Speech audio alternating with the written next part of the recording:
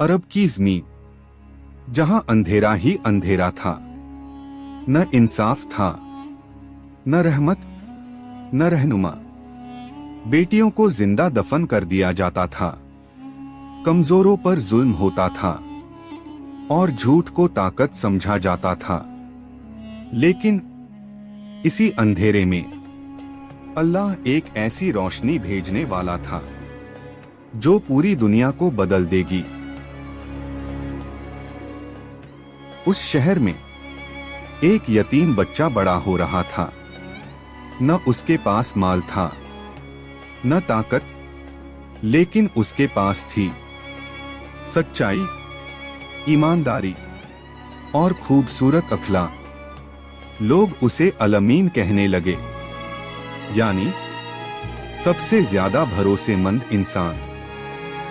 जब वह जवान हुआ तो अपने समाज को देखकर उसका दिल बेचैन हो जाता। वह सोचता, क्या यही जिंदगी का मकसद है? क्या यही सच है? इसी तलाश में वह अक्सर गारे हिरा की तरफ चला जाता।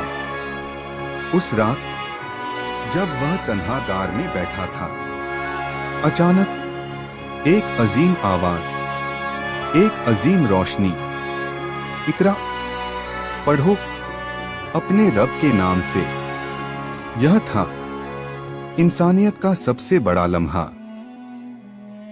डरते हुए, कांपते हुए वह घर लौटा। मुझे ओढ़ा दो, मुझे ओढ़ा दो। उस वक्त एक औरत ने उसे हिम्मत दी, तसल्ली दी और सबसे पहले ईमान ले आई।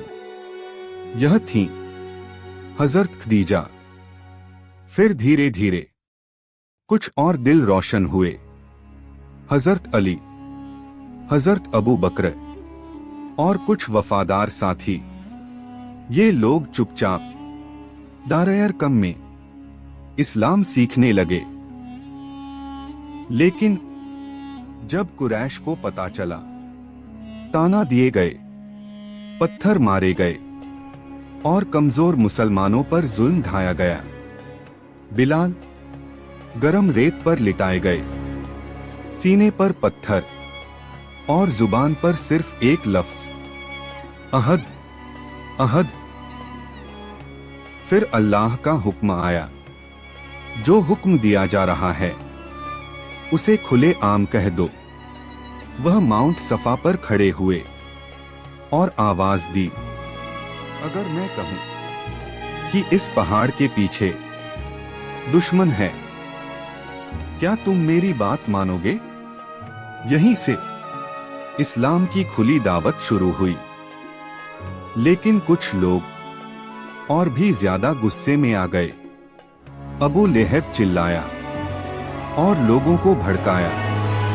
मगर यह सच का सफर अब रुकने वाला नहीं था। यह सिर्फ शुरुआत थी। जुल्म के बाद सब्र, अंधेरे के बाद रोशनी और नफरत के बाद मोहब्बत। यह थी इस्लाम के उभरने की कहानी। अगला एपिसोड और भी बड़े इम्तिहान लेकर आ रहा है।